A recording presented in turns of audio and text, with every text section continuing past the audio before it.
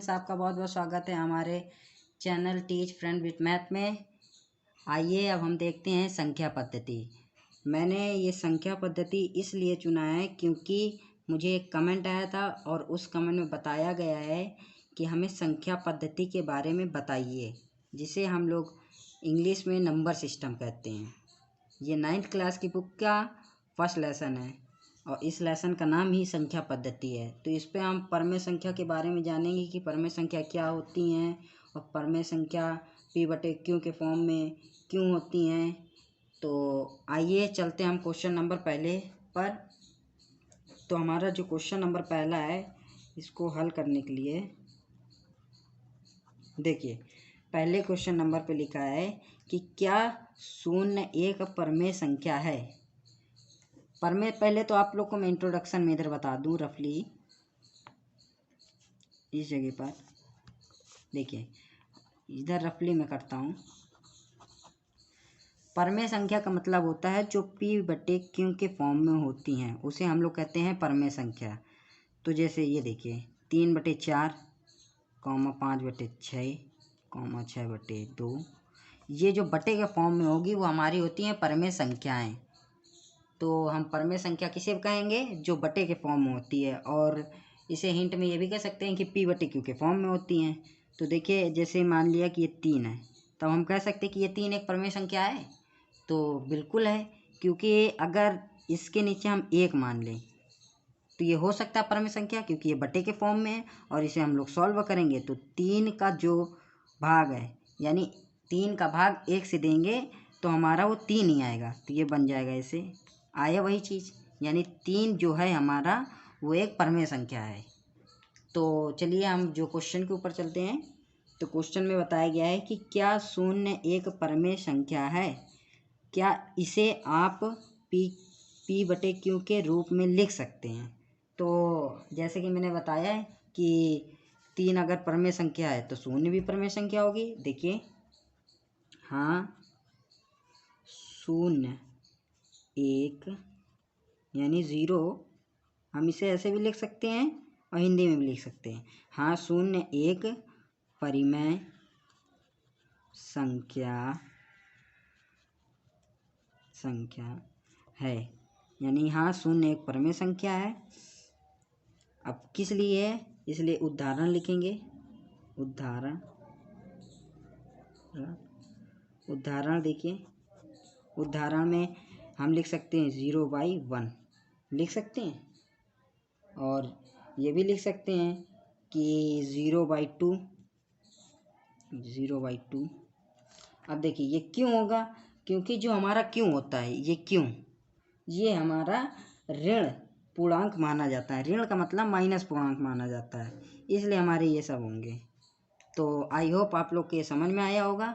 तो और इसके आगे क्या लिखा है कि क्या आप p/q के रूप में लिख सकते हैं। हाँ, मैंने इसको p/q के रूप में लिखा है, जैसे कि आप देख रहे हैं, जहाँ p और q एक पूर्णांक हो।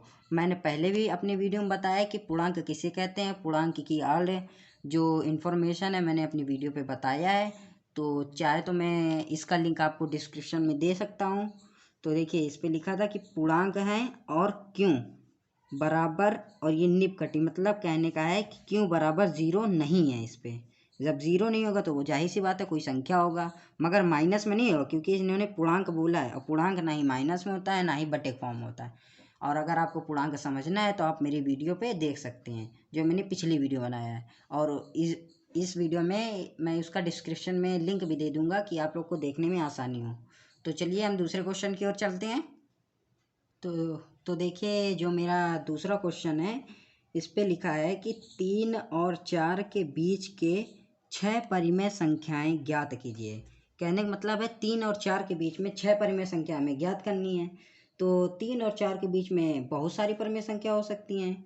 तो इसे हम हल करने के लिए ये लिख सकते हैं। भाई हमने इधर देखिए रफली आपको और समझाने के लिए कि आप लोग को समझ में आए, मैं इसीलिए रफली दिखाया करता हूँ कि आप लोग को एकदम क्लियरिटी से समझ में आए। और ये मैंने जो चैनल बनाया बिल्कुल फेक नहीं है। तो देखिए, यहाँ मैं बता सकता हूँ क्या बोला गया है कि 3 और 4 के बीच की 6 परमेय संख्या ज्ञात कीजिए। हमने क्या बताया था कि परमेय संख्या वही होती है जो p/q क्यों के फॉर्म में हो, वो हमारी परिमेय संख्या होती है। अब देखिए 3 और 4 के बीच में ज्ञात करना है, यानी 3। अब भाई इसके नीचे कुछ नहीं, हमने माना 1 है, इसलिए 1 का डिवाइड 3 से करेंगे तो 3 ही आएगा, यानी बराबर 3 आएगा। तो इसके नीचे 1 हो सकता है। अब देखिए 4 में बोला गया है, यानी 4, इसके नीचे भी 1 होगा। अब परिमेय संख्या ज्ञात करने के लिए हमारी जो एलसीएम होती है उसे बराबर करना ज़रूरी होता है। जो हमारी एलसीएम है उसे बिल्कुल बराबर करेंगे। तो देखिए इसीलिए हम इसको इस तरह से करेंगे, 3/1 ये, और यानी और लिखा है तो इस पर और लिख देंगे, और 4/1 ये लिख सकते हैं, क्योंकि हमने बताया है 3 पे 1 से डिवाइड करेंगे तो 3 ही आएगा, 4 पे 1 से डिवाइड करेंगे तो 4 ही आएगा, तो इसको हम ये लिख सकते हैं। और हमें एलसीएम बराबर करना है, तो एलसीएम ये पहले से ही बराबर है, तो इसे नीचे देखिए इसका एक फॉर्मूला होता है, जो जैसे इसमें 6 बोला गया है तो हम 6 से और ज़्यादा भी निकाल सकते हैं, हमें बताना 6 है मगर उससे ज़्यादा निकाल सकते हैं। तो इसलिए देखिए 3 गुणे 11 यानी 3 गुणे 11 और 1 गुणे 11 ये हम लिखेंगे, और इस पे भी इसी प्रकार से लिखेंगे। अगर लेफ्ट हैंड साइड में जो करेंगे वही हमें राइट हैंड साइड में भी करना पड़ेगा।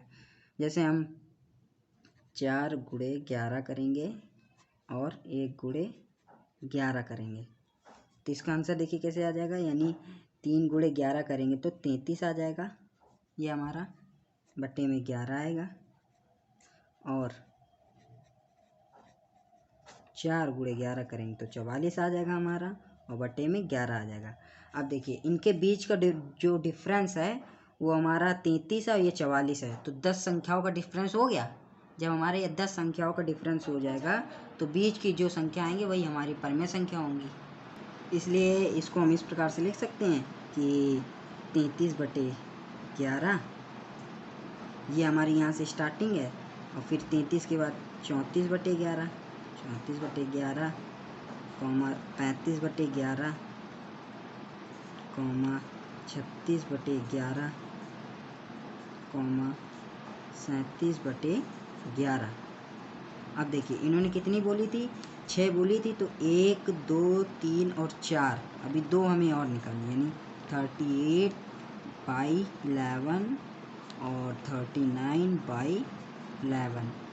तो देखिए 1 2 3 4 5 6 यानी 6 हमारी रेशियोनल नंबर आ गए हैं। रेशियोनल नंबर को ही हम लोग परिमेय संख्या कहते हैं। तो 6 हमारी परिमेय संख्या आ गई हैं। तो अब इसमें डैश डैश का निशान लगा के आगे हम ये लिखेंगे, यानी 44/11 ये हमारा हो गया। इस तरह से हम इसमें परिमेय संख्याएं ज्ञात करेंगे। तो आप लोग को दिखाई नहीं दे रहा होगा, ये देखिए मैं कैमरा इधर लाता हूँ, ये देखिए इस तरह से हमें ये ज्ञात करना है, और लास्ट में 44/11 लिख देना है। तो आप लोग को ये समझ में आया होगा। तो आइए हम चलते हैं तीसरे क्वेश्चन की ओर। तो ये देखिए जो हमारा तीसरा क्वेश्चन है, इस पे बोला गया है 3/5 और 4/5 के बीच की 5 परिमेय संख्या ज्ञात करनी है, यानी 3/5 और 4/5 के बीच की जो परिमेय संख्या होंगी वो हमें 5 परिमेय संख्या ज्ञात करनी है। तो हम इसे इस प्रकार से हल करेंगे।